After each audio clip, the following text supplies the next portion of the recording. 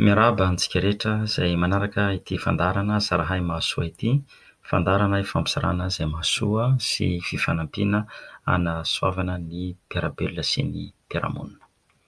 Araka ny mahazatra dia ny tenako Dr Georges Raviloamisy Hatrany no manolotra ny fandarana. Ny fandarantsika androany izany dia fandarana fahaefatra androany fa 7 volana Aogositra 2024. Omaly ahako dia namaly ny fanontaniana izay napetraka reo mbola be dia be izy ato tsy afenin'izany fa kosa ny ataontsika androany izany dia fanontaniana roa izay miverimberina foana no valiako dia avy hatrany ahako hanome vatsim-pianarana 4. Ny vatsim-pianarana voalohany dia natokana ho an'ireo izay haka lisansa, ny vatsim-pianarana faharoa dia ho an'ireo izay haka maîtrise, ary ny vatsim-pianarana fahatelo dia ho an'ireo izay haka doctorat na koa efa manana doctorat, ary ny vatsim-pianarana fahaefatra farany dia fianarana asa. Io izany dia antsointsika hoe stage, fianarana asa izay atao any Arabia Saodita. Ho ezahako ho hazavaina ao anatin'ny fetim-potoana atsasakadiny izay ananako izay rehetra izay.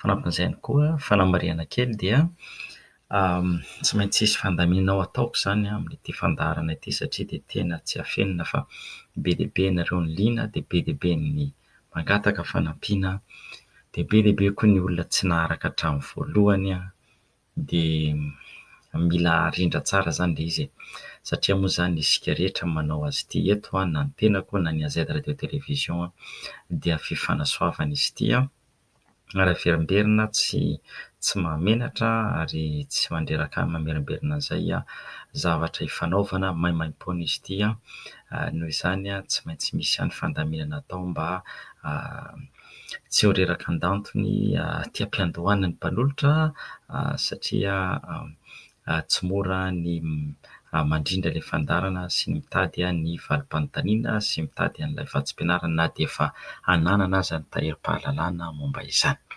Ka ny fandaminana voalohany ataontsika izany dia izao: mba hamora ny resaka rehetra izany izao dia izao izany ny angaviako anareo. Sehatra iray ihany aloha izany no ampiasaintsika hametrahako ny fandaharana eto, ny dika mitovy ny fandaharana. Dia tsy inona izany fa ny tarehim-boky pejy na ilay Facebook page Zarahay, tsy Facebook page moa fa azafady, Facebook group, azafady indrindra, Facebook group Zarahay Mahasoa. Facebook group Zarahay Mahasoa no ametrahako ny dika mitovy ny fandaharana rehetra. Efa nakaro koa izany ny feo ny fandarana voalohany, mbola tsy tafakatra ny rakim-peo ny fandarana faharoa sy fahatelo ary ny fahaefatra androany. Mbola ho atao izany izay hijerena fotoana. Fa efa tafakatra avokoa ny dika an-tsoratra. Ny dika an-tsoratra ny fandarana voalohany, faharoa, fahatelo izay nataontsika PDF azonareo jerena ao amin'ilay Facebook group Zarahay Mahasoa. Io ilay Facebook group io moa izany dia Facebook misokatra ho an'ny fa tsy maintsy mangataka ho mpikambana ianao. Tsy afaka mandray namana intsony Facebook satria efa feno 5,000 no namana azo raisina, izay ihany moa no omeny Facebook account tsotra. Noho izany dia nivadika amina Facebook group izany isika amin'izay malalaka.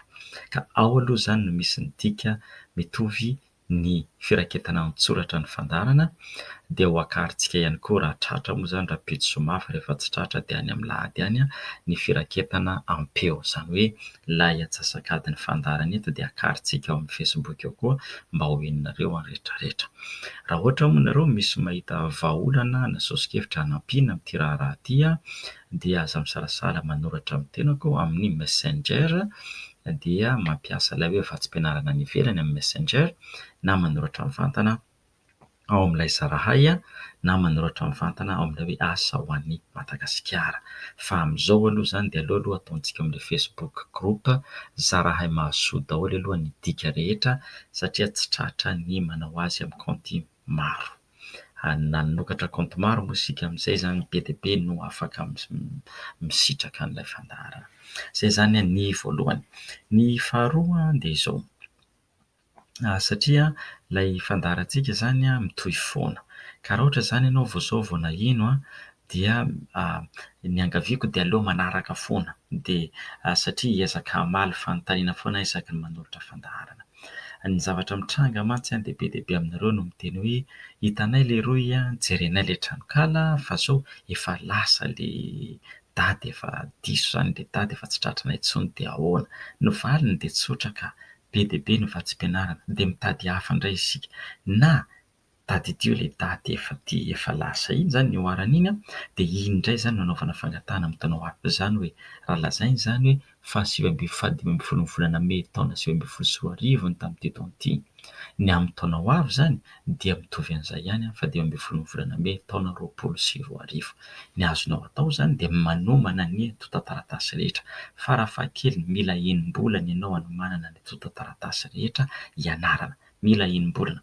Ka raha ohatra izany ianao mieritreritra zao hoe andeha Rapitso, andeha amin'ity volana Aogositra ity sarotsarotra ihany ho ilay mpandidy raharaha satria ny dosienao rehetra mila omanina ka izay no mahatonga eo amin'ny enim-bolana eo izany ilay izy. Ka na diso aza na efa lasa ilay daty ny oharana dia aza atao mampalahelo izany fa misy hafa na koa ilay daty tamin'ny tamin'ity taona ity izany mitovy an'iny ihany izy amin'ny taona ho avy tonga dia jereo daholo ny zavatra takiny dia omany ilay antotan-taratasy mila foronina dia rehefa misokatra ny fisoratana anarana dia alefanao fotsiny ny fangatahanao.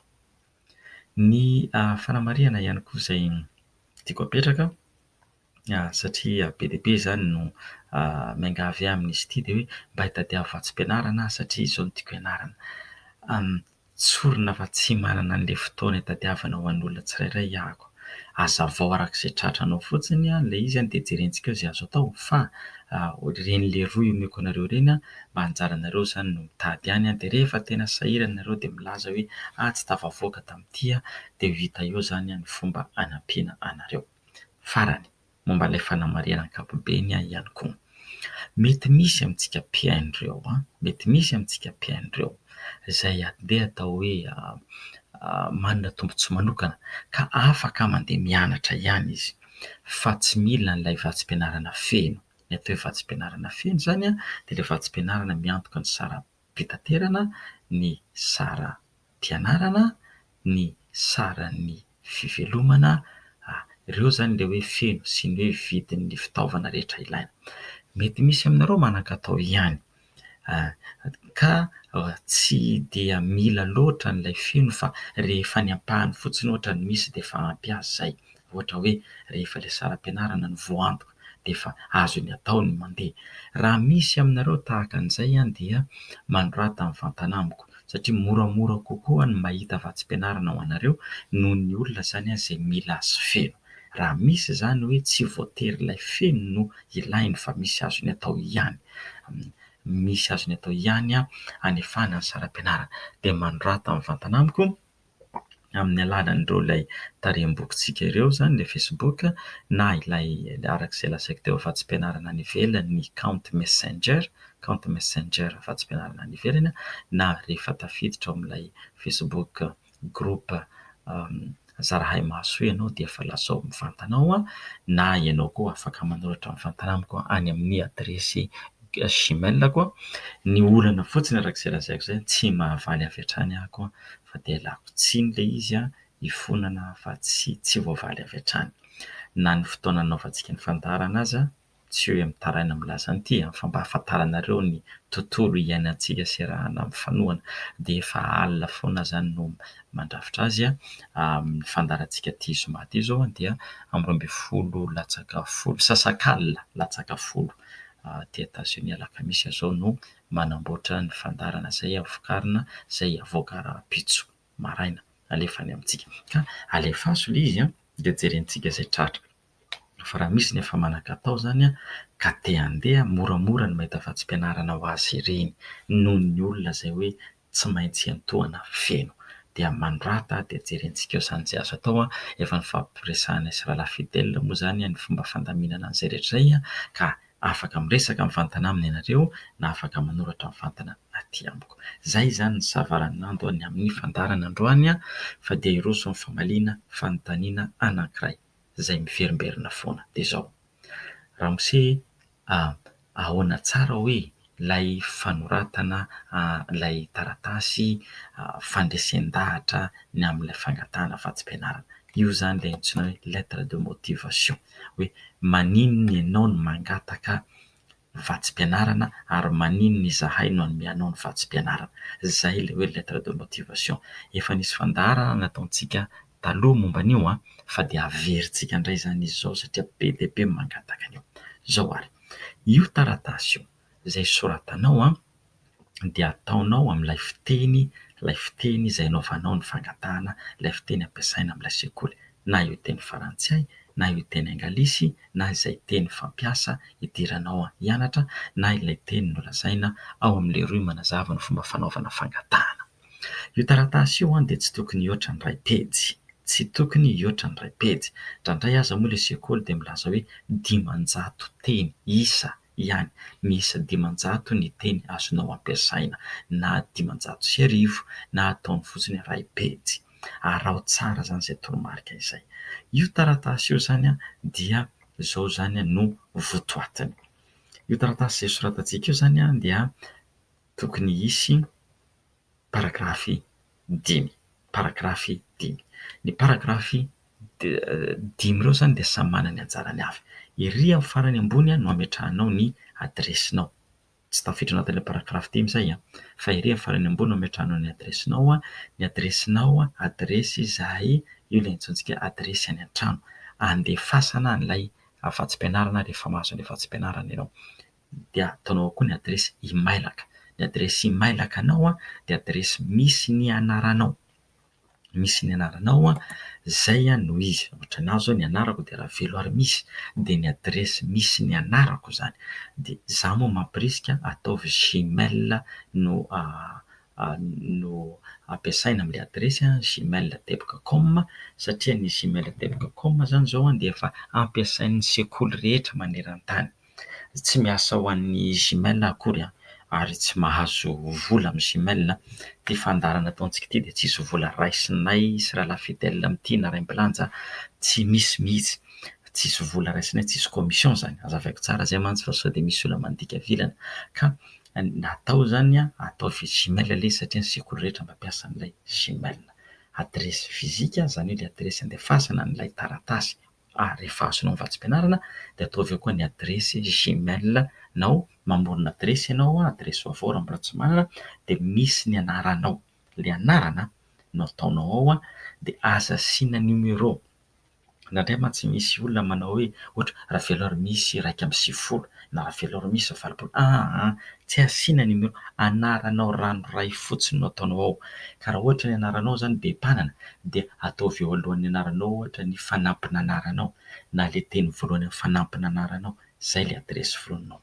Dia ery amin'ny farany ambony ery ihany koa zany asianao ny laharana finday na ny laharana tarobia ahafahana miantso anao. Ireo zany ery amin'ny farany ambony. Eo ambanin'ilay anarana indray dia maka an'izany ianao mandingana indroa, io zany ilay ataontsika hoe espace, mandingana indroa ianao dia apetraka ao ery amin'ny sisiny ankavian'ilay taratasy. Eo ampovoany zany misy an'izay anarana zay dia ery amin'ny sisiny ankavia amin'ny taratasy no ataonao ao ilay anaran'ilay andefasana azy, ilay komity mandinika ny fangatahana vatsim-pianarana. Raha fantatra ny anaran'ilay olona izay mpiandraikitra dia izay no tena tsara. Rehefa tsy fantatra dia alefanao fotsiny amin'ny anaran'ilay komity ilay izy. Dia rehefa vita izay dia apetraka eo ambany, maka indray ianao, midina an-dalana zany ianao midina an-dalana tokana indray ianao dia miditra amin'ilay antsointsika hoe fampidirana. Midina an-dalana indroa azafady, midina an-dalana indroa ao aorian'ny fanoratana ny anaran'ilay olona andefasana dia alefanao amin'izay zany ilay soratanao amin'izay ilay fampidirana. Inona no soratana ao amin'ilay fampidirana? Ny soratana amin'ilay fampidirana dia lazainao ny anaranao, averina lazaina indray ny anarana, dia lazainao ao ny diplôma anananao, dia lazainao ao ny diplôma ilay fianarana tianao arahana, dia lazainao ao ny anaran'ilay vatsim-pianarana angatahana. Ny anaranao, ny toerana fiavianao, za dia Ravelo ary misy Jean-Luc, mpianatra avy aty Madagasikara maniry ny hianatra manokana momba ny mekanika auto ary mangataka mekanika auto ao amin'ny ilay antsoina hoe lisansa zany na hoe bachelor ary koa mangataka vatsim-pianarana dia lazao ilay anaran'ilay vatsim-pianarana. Zay zany no soratana amin'ny paragrafy voalohany. Paragrafy faharoa, ny paragrafy faharoa no ilazanao paragrafy faharoa zany no ilazanao ny asa izay efa nataonao tamin'ny lasa, ny asa izay efa nataonao tamin'ny lasa ka mifanaraka amin'io fianarana izay ataonao. Raha ohatra moa zany ianao mbola tsy nanao asa mihitsy dia lazainao ao zany ny zavatra efa nataonao mifanaraka amin'io zavatra angatahanao. Raha tsy nisy mihitsy zany efa nataonao mifanaraka amin'io dia tsy maninona fa soratanao amin'ny paragrafy indray ny antony hianaranao an'io lalam-piofanana io.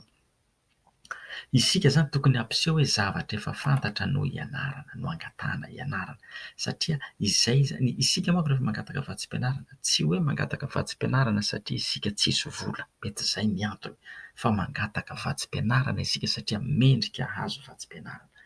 Tsy ny fahantrahana na ny fahasahiranana no antony mavesatra nomezana vatsim-pianarana olona anankiray. Ao anatiny daholo izay fa ny fahamendrehana. Ianao zany dia milaza fa izaho dia efa ity ny lalam-piofanana mekanika auto efa niasa ao amin'izany nefa nisy zavatra nataoko momba an'izany, mahalala momba an'izany dia hazavainao ao amin'io paragrafy io. Paragrafy iray mety eo amin'ny fehezanteny 4 na 5 satria aza adiny fa pejy iray ihany no anoratana an'izay rehetrarehetra izay. Raha ohatra zany izy tsy mbola nanao mihitsy ianao zany dia ny zavatra soratanao koa zany hoe lazainao zany ny zavatra fantatrao momba an'io, ny antony ianaranao azy dia lazao ao zany ary. Raha ohatra indrindra raha mbola tsy nianatra, raha mbola tsy nanao an'ilay asa mihitsy ianao mifanaraka amin'ilay diplaoma dia lazao ao hoe inona ny zavatra tianao atao, inona ny zavatra tianao hianarana bebe kokoa amin'io lalam-piofanana io. Paragrafy voalohany. Paragrafy voalohany dia ny fampidirana. Paragrafy faharoa fitantarana ny fanandramana ananan'ny tena mifanaraka amin'ny lalam-piofanana izay atao. Ny paragrafy fahatelo indray zany dia hazavainao ny zavatra eritreretinao fa ho azo avy amin'ny fanarahana an'ilay lalam-piofanana. Raha tianao mekanika auto zany ianao dia milaza ianao hoe ny zavatra antenaiko hianarana amin'ity ilay mekanika auto ity dia ireto avy. Izaho dia efa hatramin'ny mbola kely ny tia milalao fiarakodia ary manamboatra fiarakodia ary manam-pikasana ako hanamboatra fiarakodia aty an-tanindrazoko ohatra zany. Efa manana an'ilay karenjy izahay fa io karenjy io na dia tsara aza dia misy fanamariana maro ataon'ny olona aminy momba ny endriny. Izany indray zany dia tena hamorona hanatsara endrikana fiara vaovao izay mifanaraka amin'ny tontolo ivelomana aty Madagasikara sy aty amin'ny kontinanta afrikana. Izany hoe lazainao ao zany lazainao ao ilay hoe ity ny zavatra antenaiko ho azo avy eo amin'io fianarana io dia ity ny zavatra ho ataoko mifanaraka amin'io avy eo. Izany hoe misy olana ho vahanao. Isaky ny lalam-piofanana rehetra zany dia misy olana ho vahana. Inona izay olana ho vahana izay? Izay no lazainao ao hoe ity diplaoma ity dia entanaiko hanampy hamaha ny olana ohatran'izao. Ny paragrafy manaraka indray zany ny voalohany fampidirana, faharoa fitantarana ny fanandramana efananana mifanaraka amin'ny lalam-piofanana, fahatelo dia io zany ny ilazanao ny zavatra nitenenanao ho azo avy amin'ilay fianarana sy ny olana izay vahanao amin'io ilay olana mifanaraka, izany hoe mifanaraka amin'ny lalam-piofanana. Dia ny paragrafy manaraka zany izao ny paragrafy fahatelo dia ny iresahantsika indray ny paragrafy fahaefatra azafady satria ny voalohany fampidirana, faharoa ny fitantarana ny fanandramana izay nananana mifanaraka amin'ny lalam-piofanana, fahatelo ny antenainao azo.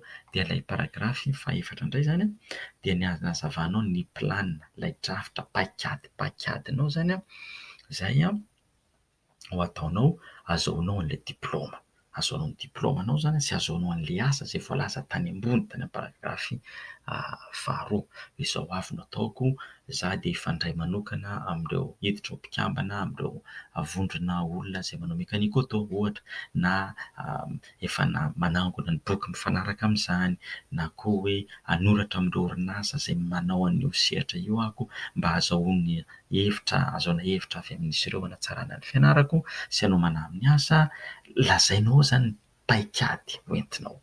Dia ny paragrafy farany zany dia ilay fehiteny, le fehiteny dia ameriananao hoe mangataka an'izy ity ahako vatsim-pianarana satria mendrika an'izany. Tsy mahamenatra ny teny an'izay ilay mendrika ahako. Mendrika dia eo anao manao tantara mahatohina ny fo. Hoe lazainao hoe izaho no voalohany indrindra aminay mianakavy niakatra ny anjerimanontolo, na izaho no voalohany aminay mianakavy andeha hianatra any ivelany, na izaho no voalohany na milaza ianao hoe izay rehetra dia samy niasa avokoa vao tafita amin'ny fianarana avy amin'ny fianakaviana antonony na sahirana izay fa saingy nihohitra dia nahazo baka na nahazo maîtrise dia izao anao dingana manaraka ny fianarana izao. Ka maniry aho ny hanomezanareo vatsim-pianarana ahy, tsy izy fa ty antoka ny fanomezanareo vatsim-pianarana ahy satria efa mijoro amin'ny hevitro arana tanteraka an'izany planinay izany. Izay zany ilay antsointsika hoe taratasy manokana fandresen-dahatra, lettre de motivation. Io zany no arafitra tsy mihoatra ny pejy iray. Io moa ilay nolazaiko tany amin'ny fanofanana hoe afaka manao drafitra ianareo zany vaky-raoka, dia ilay vaky-raoka io zany soratanareo dia asaina vakian'olona. Io asaina vakian'olona hafa izay mahalala an'ilay lalam-piofanana sy hafa tsy mahalala ny lalam-piofanana. Ny antony dia ahitanao ny sosokevitra izy ireo hanatsarana azy. Izaho moa raha hiteny hoe alefa sao ty amiko jereko sarotra be sao dia tsy vitako ilay izy ka mateto aho. Fa afaka mandefa foana ianareo, fa raha handefa ianareo dia alefaso aloha be mba ahafahana mijery azy, na zareko amin'ny namana mpiara-miasa miasa ao an'i Madagasikara koa ilay izy dia jerenay. Fa mila manao vaky-raoka aloha ianareo miainga avy amin'iny modely ohatra izay nomeko anareo teo iny. Izay ny valin'iny fanontaniana iny fa be dia be ny manontany azy io nandaniako teo amin'ny fiafakadiny teo zany nanazava an'izay rehetra izay. Izao ary dia hiroso isika amin'ilay vatsim-pianarana. Ny vatsim-pianarana voalohany horesahako aminareo zany dia vatsim-pianarana ho an'ireo izay haka lisansa. Dia ity zany dia vatsim-pianarana hianatra any Taiwan. Vatsim-pianarana hianatra any Taiwan, ka ity vatsim-pianarana ity zany dia ao amin'ilay université antsoina hoe anjerimanontolo antsoina hoe National Cheng Kung University Taiwan. Dia feno mihitsy ny vatsim-pianarana omeny, tena iantohany ny zavatra rehetrarehetra. Izany hoe raha ianao zany olona hanao haka lisansa dia omeny iantohany ny saram-pianarana, dia avy eo omeny ihany koa vola $500 firy moa izany izao ampitombointsika 4,000 izay amin'ny ankapobeny eo, ampitomboina 4,000 alina. Dia izay zany ny vola omenanao hivelomanao isam-bolana. Dia maimaim-poana koa ny toerana hipetrahanao, dia misy tombotsoa hafa ihany koa omenanao ho an'ny olona izay ho an'izay haka lisansa zany io. Io koa zany dia misy vatsim-pianarana ho an'izay haka maîtrise, dia tsy misy fandoavana saram-pianarana fa zareo no miantoka azy dia omeny ihany koa ianao vola hivelomana isam-bolana. Dia alohany ihany koa ny saran'ny fidirana mianatra dia misy ihany koa fanampiana omenanao lafiny hafa fanampiana ilaina eo amin'ny fianarana. Ho an'izay hanao doctorat dia mitovy ihany koa iantohana ny fianarana, dia avoavo kokoa zany ny azy ny solon-tsakafo izay omeny, dia iantohana ihany koa zany ny sara fisoratana anarana amin'ny fianarana, dia misy fanampiana ihany koa manokana izay lazainy eo amin'ny $200 firy zany izao ampitomboy valonjato dia tsy valonjato moa zany, ampitomboy 903 ny $200 dia hitanao eo ohatrinona zany izay. Ka ity vatsim-pianarana omeny ny anjerimanontolo any Taiwan ity zany dia ho an'ireo rehetra izay te hangataka te hianatra haka lisansa, ho an'ireo izay te haka maîtrise, ary koa ho an'ireo izay te haka doctorat. Ka izao tsy maintsy mijery ianareo ao amin'ilay Facebook group Zarahay Maso. Zarahay Maso, tsy maintsy mangataka ao namako hiditra ao zany ianareo, ahitanareo indroy misy azy io fa tsy ho voatanisako eto mihitsy ny lisitry ny filière na ny lalam-piofanana azo azahoana famatsiam-bola, azahoana vatsim-pianarana. Amin'ny ankapobeny aloha dia ny rehefa resaka rehetra momba ny injiniera dia misy avokoa ho an'izay anao lisansa. Ho an'izay anao maîtrise dia be dia be izy ato resaka angovo, injiniera, materiel, resaka fitsaboana, be dia be tsy voatanisako mpitsabo mpanampy, resaka fahasalamana. Ho an'izay anao doctorat koa be dia be ilay izy, ka jerenareo midiro anareo amin'ilay Sarahamasoa ahafahanareo mahazo ny tsipiriany momba an'izay. Ho an'izay olona hanao lisansa dia ny diplaoma ilaina dia ny baccalauréat. Ho an'izay hangataka hanao maîtrise dia lisansa mazava ho azy. Ho an'izay te hanao doctorat dia maîtrise no ilaina. Ny daty farany izany daty farany fametrahana fangatahana dia ny 10 volana oktobra amin'ity taona ity. 10 volana oktobra amin'ity taona ity ny daty farany ahazoana mametraka fangatahana. Ka dia vonjeo ilay izy, vonjeo jereo avy hatrany ilay roy toy ny mahazatra tsy tratrako mametraka azy alohan'ny amin'ny 12 ratoandro any amintsika, fa raha vao vita dia ireo dia miala tsiny fandeha atory ahako raha ampitso indray mametraka azy ialana tsiny indrindra amintsika rehetra. Fa vatsim-pianarana makany Taïwan ilay izy ho an'ny olona haka lisansa, maîtrise, doctorat. Ny ianareo rehetra izay manao resaka any amin'ny injiniera izany, amin'ny polytech rehetrarehetra dia be dia be ny filière ao. Ho anareo rehetra izay liana momba ny fahasalamana, misy ihany koa misy filière maro samihafa azonareo jerena. Vatsim-pianarana ho an'ny Taïwan dia ny daty fametrahana fangatahana dia ny 10 volana oktobra amin'ity taona ity. Ny vatsim-pianarana manaraka indray izaho miteny efatra fa dia efa tsy manana fotoana firy intsony zao fa 3 minitra sisa no ananako. Tononoko fotsiny izy dia ho resahantsika amin'ny fandaharana manaraka amin'ny alatsinainy izany. Fa lazaiko fotsiny fa avy hatrany ilay izy dia efa hoakariko amin'ny Facebook group raha ampitso mba ahafahanareo mijery azy avy hatrany, Ny anankiray indray izany dia vatsim-pianarana hanao maîtrise any Suisse. Vatsim-pianarana hanao maîtrise any Suisse ka ny fanjakana Suisse, ny gouvernement Suisse no miantoka an'io ny fandaniana rehetra io. Ka io indray izany dia misy ho an'ny olona hanao maîtrise, misy ho an'ny olona hanao doctorat, dia misy ihany koa ho an'ny olona izay hanao an'ilay DEA moa izany raha ny filaza azy izany any amintsika. Dia hiditra io izany dia amin'ny taom-pianarana amin'ny ity taom-pianarana ho avy ity. Ny daty fisoratana anarana adinoko ilay izy tsy maintsy sokafiko indray fa nikatona an'ilay tahirikevitra teo fa manoratra izany ianareo ny daty fisoratana anarana dia efa nanomboka tamin'ny 2 volana aogositra teo dia mifarana amin'ny 17 volana novambra izao raha hianatra any Suisse ianareo. Misy université be dia be ilay izy, misy filière be dia be, lalam-piofanana be dia be koa ao. Fa izao ny fepetra amin'izy ity dia tsy maintsy manoratra any amin'ny ambasadiny Suisse any Madagasikara ianareo maka ny an'ity taratasy hanaovana fangatahana. Tsy maintsy manatona ny ambasady Suisse any Madagasikara ianareo maka ny an'ity taratasy hanaovana ny fangatahana. Dia io moa izany posteko ao amin'ny apetrako ao amin'ny tarem-boky groupe Facebook page Sarahamasoa ny adresiny ny Masofony Suisse ahitanareo azy. Izay izany ilay hoe makany Suisse. Misy izany vatsim-pianarana makany Taïwan dia misy vatsim-pianarana makany Suisse. Ny manaraka indray dia vatsim-pianarana natokana ho an'ny olona izay manao doctorat na efa nahazo doctorat na vao nahazo doctorat ka hiasa hanao fianarana asa any amin'ny banky iraisam-pirenena, banque mondiale, banky iraisam-pirenena.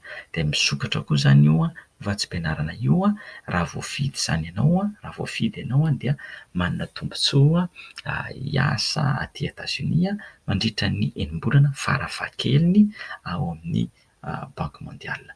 Ka io izany dia natao an'ny olona izay efa nahazo doctorat na efa mamarana ny doctorat-any.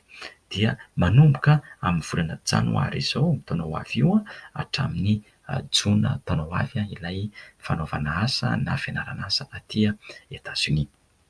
Tsy maintsy latsaky ny roa amby telopolo taona ianao no vao mahazo manao an'ity fangatahana ity ho alefako ao amin'ny tarem-boky ao koa izany ny adresy momba an'izay azavaiko bebe kokoa izy amin'ny alatsinainy dia ny datiny kosa aloha efa akaiky fametrahana fangatahana fa 25 ny volana aogositra izao ary ny farany tapitra ny atsasakadiny fa dia alefako ihany ity asa raha mbola tafavoaka amin'ny fandarana ilay izy ny farany indray dia hanao fianarana asa na stage any Arabia Saodita, fianarana asa na stage any Arabia Saodita dia mandritra ny 3 volana hatramin'ny 1 bolana mety daholo ho an'ny olona izay efa nahazo lisansa, ny olona izay manana na efa nahazo maîtrise ary ny olona ihany koa izay eo am-panaovana doctorat na efa nahazo doctorat saika avy amin'ny lalam-piofanana maro samihafa any Arabia Saodita no miasa entoan'izy ireo avokoa ny zavatra rehetrarehetra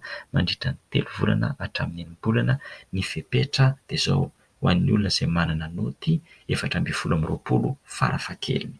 Izany 420 farafahakeliny naoty nahazoanao lisansa na maîtrise na doctorat dia ho hitanareo ao ny lisitry ny lalam-piofanana amin'izay fa ianareo rehetra izay any amin'ny sehatry ny solosaina, ny kajy mirindra, ny resaka enjenera rehetrarehetra dia na biôlôzia ihany koa, resaka fizika, chimie, be dia be ilay izy fa dia ho hitanareo ao rehefa alefako apetrako ao amin'ilay tarem-boky Facebook groupe Sarahay Mahasoa.